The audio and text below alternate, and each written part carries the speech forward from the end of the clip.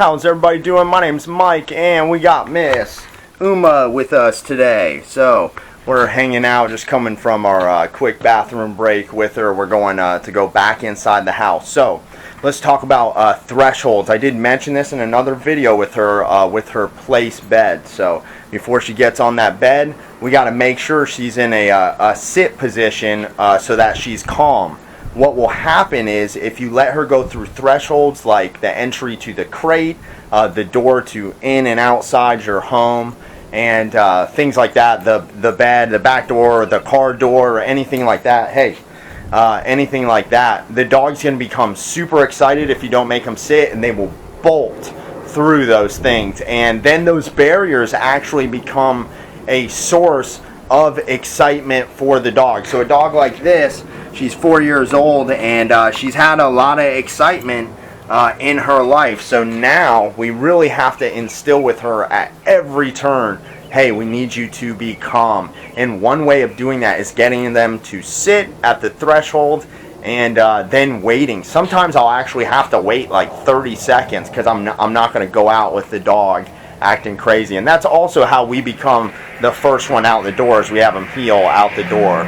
So I got my hands full with her and the camera, but we're going to attempt to go through the door. So again, this is super important for any dog that you want to be calm, any type of service dog or anything. You know, you have to go through doorways calm. So you see how good girl, she just sat on her own while we were standing here. And this is how we want her to sit before she goes in the door. We don't want to see signs of the dog like bolting, because if she goes in your house excited, then she's going to be excited when she's in the house, and when they get excited, they're going to bark, bite, lunge, destroy things, do anything you don't like. So here we go, heel. So have her heel up to the doorway, and then sit. So we condition her. We say, if we say sit and she doesn't, say no, correction, sit. And then if I have to correct her, I'm not going to tell her good girl. We only say good girl if she does it the first time I ask. If she waits and I have to correct her like I did, we don't say anything. We just allow them to sit. So we don't say stay to the dog. I'm just going to repeat sit.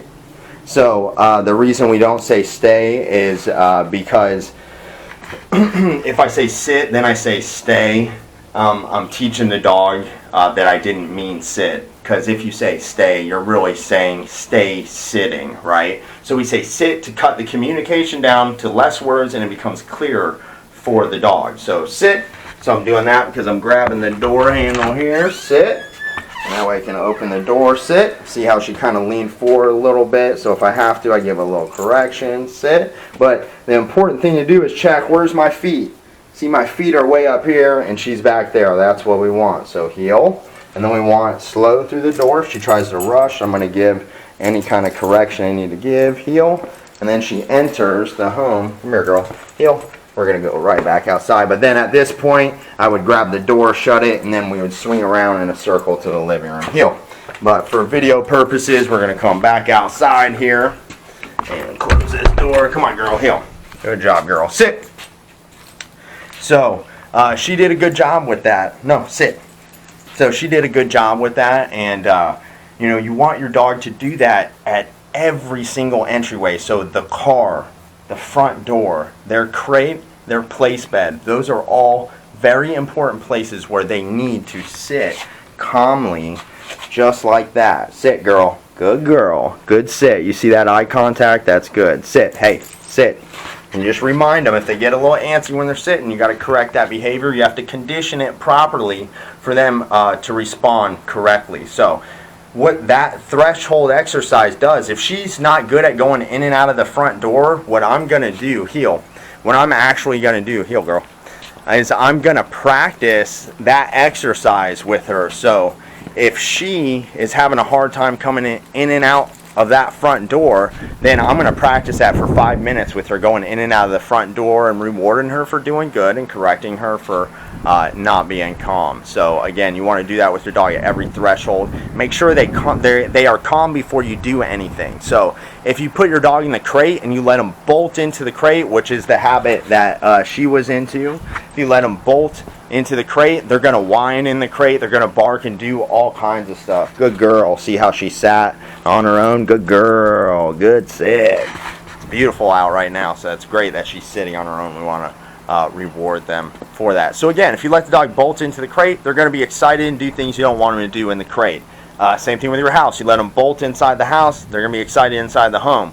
If you let them bolt outside, they're going to be pulling on your leash and doing all. You're going to have no chance if you're letting them already set the tone at the front door that way. So we introduce them into our home and into the outside world in a special, calm way. We want her to stay calm, and we want her to understand that there's not a choice if you're not going to be there's not a choice, and if you're not going to be calm, I'm going to show you how to be calm in a very humane, calm way, and never get angry with the dog. We always stay calm. We always stay calm and relaxed, and if we have to correct them, we correct them with no emotion. So she did a good job.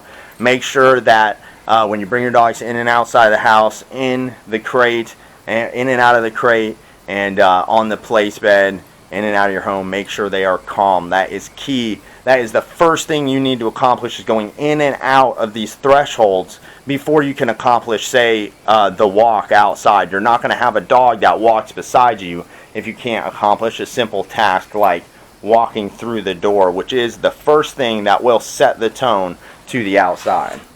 Good girl. Good sit. Good girl. The reason she does that for me, sit. The reason she sits is because I intermittently will tell her to sit, and when I'm talking, she gets bored, so she goes ahead and sits for me, and I reward her for that sit. I tell her, good girl, good sit, when she does it. So she keeps offering me that behavior because I reward her sit, because I reward her for it. So you want to make sure you're paying attention. Reward your dog for the behaviors that you want to see them do more often.